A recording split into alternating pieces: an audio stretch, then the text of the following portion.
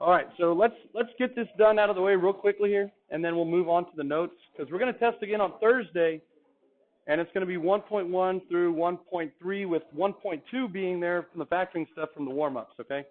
So nothing specifically from those notes. But if you need more practice on factoring, you can always go to the notes in the worksheet for 1.2, okay? So here we go. We have two terms. It's a quadratic, x squared, two terms. What is the first rule of factoring? Take out any common factors. So other than 1 or negative 1, these two terms have a factor that is common of 5. So we're really dividing it out. That's what we're doing. But because it's an expression, it has to be equivalent. So we don't like just get rid of it from both sides of the equation. When we divide it out, we put it out front. Okay? It's like undistributing. And so 5x squared divided by 5 leaves a 1x squared minus, what's 125 divided by 5? 25. Okay? So we did divide it out, but we put the 5 out front. Now, the good thing about math, right, is if you're not sure if that's correct, what could you quickly do right now in your head? Yeah, just redistribute it, right, and see if you get the same thing. Yeah, it is. Okay, good. So now that we've done one step, we're exhausted, we know we're done, we walk on to the next problem, right?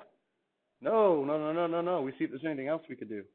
So x squared minus 25, that is a very special thing because it factors into a very special product. What does that factor into?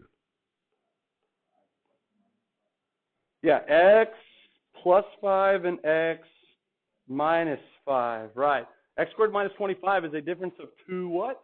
Not circles, but squares, two perfect squares. And so it factors into x plus 5, x minus 5, or x minus 5, x plus 5. These two, that's a special product. Those are called whats to each other? Do y'all remember? A plus B and A minus B? Co is good. It's a good start to the word. Not coprime. No. Conjugates. Good. Those are conjugates of each other. So that's kind of a terminology. You need to know that. Conjugates. A difference of squares will always factor into the product of two whatjugates? Conjugates. There you go. X plus 5, x minus 5. And those are simplified because these variables are linear factors. Okay, because they're x to the first, they're linear. That means that they're prime. They would graph as lines. Okay, so there you are. You're done with that one. We typically write numbers first in our factors, and then everything else in alphabetical order. Of course, those two factors could be commuted.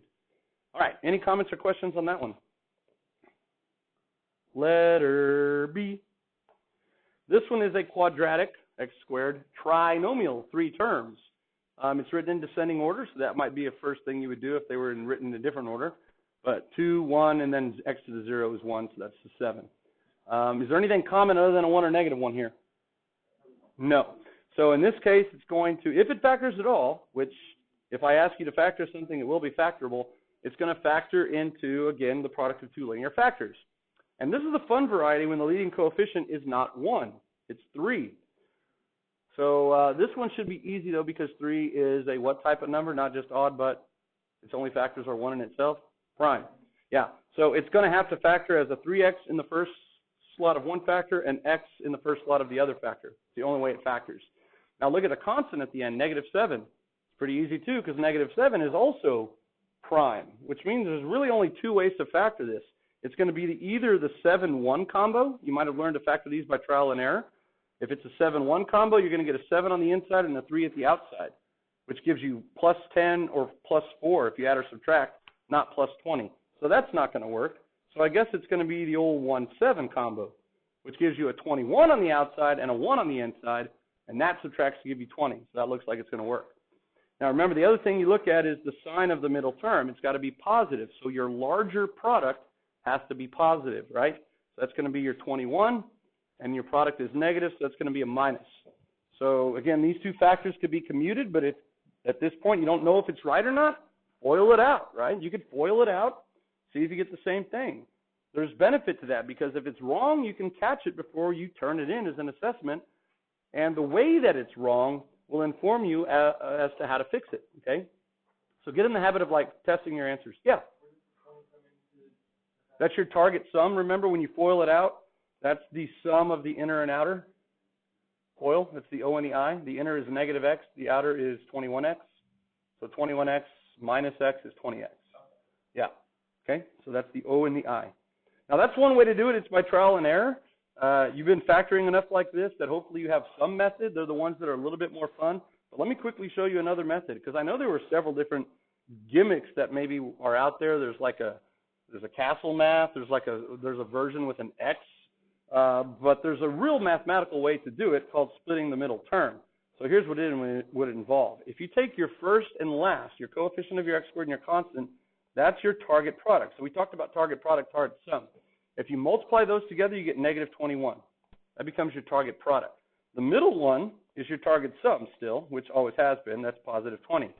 So the reason you multiply those together is now you're working with one number instead of combinations of two. What are some factors now of the target product, negative 21, that add up to the sum of 20? Two numbers that multiply to give you negative 21 that add up to give you positive 20. 21 and negative 1. Good, because 21 times negative 1 is negative 21, and 21 plus negative 1 is 20. Okay? So it eliminates the need for combinations of two different numbers. You're just looking at one number. Now, here's what you do.